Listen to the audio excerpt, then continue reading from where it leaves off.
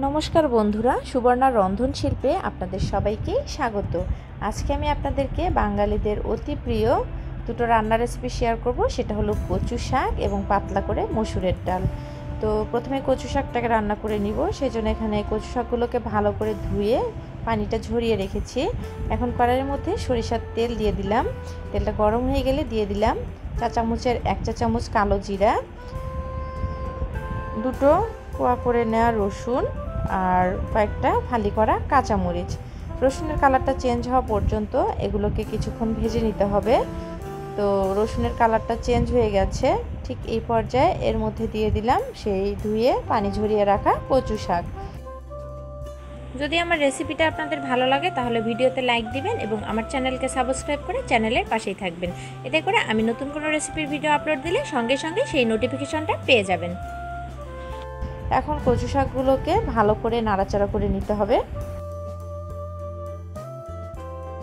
এখন এর মধ্যে দিয়ে দিচ্ছি স্বাদ মতো লবণ। এখানে আমি চা চামচের 1 চা চামচ লবণ দিয়ে দিলাম, হাফ চা চামচ হলুদের গুঁড়া দিয়ে দিলাম। ভালো করে নাড়াচাড়া করে নিয়ে এর মধ্যে দিয়ে দিচ্ছি পানি। কোনো কচু শাক রান্নার সময়ই দেখবেন এর মধ্যে থেকে প্রচুর পানি বেরোচ্ছে, তাহলে পানি দেওয়ার কোনো দরকার নেই। আমি যে কচু শাকটা নিয়েছি সেটা থেকে খুব বেশি পানি বের হয়নি, সেজন্য এর মধ্যে সামান্য একটু পানি দিয়ে দিলাম। এখন এটাকে নাড়াচাড়া করে নিয়ে ঢাকা দিয়ে দিব খুব ভালোভাবে সিদ্ধ হওয়ার জন্য। আর মাঝে মাঝে ঢাকনা খুলে অবশ্যই এটাকে নেড়েচেড়ে দিতে হবে। তো একবার ঢাকনাটা খুলে এটাকে নাড়াচাড়া করে দিচ্ছি। তো এদিকে কচু শাকটা ভালোভাবে সেদ্ধ হতে থাক, ঢাকা দিয়ে দিচ্ছি আর মাঝে মধ্যে নাড়াচাড়া করে দিব। আর এদিকে আমি হাফ কাপ মসুর ডাল 2 কাপ পানি দিয়ে একটা সিটি দিয়ে সেদ্ধ করে ওভাবেই রেখে দিয়েছিলাম। প্রেসারের গ্যাসটা বেরিয়ে যখন কুকারটা ঠান্ডা হয়ে গেছে ঢাকনাটা খুলে নিয়েছি। এখন ডালটাকে ভালো করে ঘুটনি দিয়ে ডালটাকে একটু গরম করে নিলাম। এখন চুলায় কড়াই বসিয়ে দিয়ে এর মধ্যে দিয়ে দিলাম সরিষার তেল। তেলটা গরম হয়ে গেলে এর মধ্যে শুকনো মরিচ তেজপাতাটা দিয়ে কিছুক্ষণ ভেজে নেওয়ার পরে দিয়ে দিলাম 4-5 কোয়া থেতলে নেওয়া রসুন। তো রসুনের কালারটা হালকা একটু চেঞ্জ করে এটাকে ভেজে নিতে হবে। তারপরে এর মধ্যে দিয়ে দিচ্ছি একটা ছোট সাইজের কুচি করা পেঁয়াজ। তো পেঁয়াজটাকেও সমস্ত উপকরণের সাথে লালচে করে ভেজে নিতে হবে।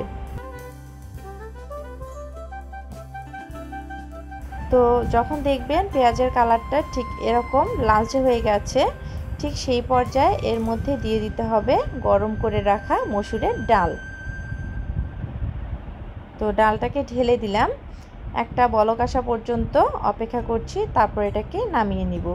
তো বন্ধুরা, তৈরি হয়ে গেল ভীষণই মজাদার পাতলা করে মসুরের ডাল।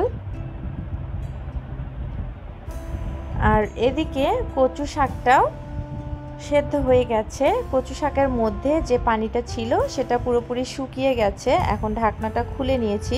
কচু শাকটাকে অবশ্যই খুব ভালো করে সেদ্ধ করে রান্না করে নিতে হবে, তা না হলে কিন্তু গলা চুলকানোর একটা ভয় থাকে।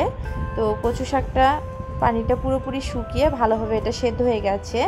এখন এটাকে ভালো করে ভেজে নিতে হবে। যখন দেখবেন এরকম এটা কড়াই থেকে উঠে আসছে, ঠিক সেই পর্যায়ে কচু শাকটাকে নামিয়ে নিতে হবে। তো বন্ধুরা, তৈরি হয়ে গেল ভীষণই মজাদার এবং অতি সাধারণ দুটো রান্না, বাঙালিদের অতি প্রিয় খাবার পাতলা করে মসুরের ডাল এবং কচু শাক। তো আপনারা অবশ্যই রেসিপিগুলো বাড়িতে ট্রাই করে আমায় জানাবেন কেমন লাগলো। আর রেসিপি যদি ভালো লাগে ভিডিওতে লাইক দিবেন এবং আমার চ্যানেলকে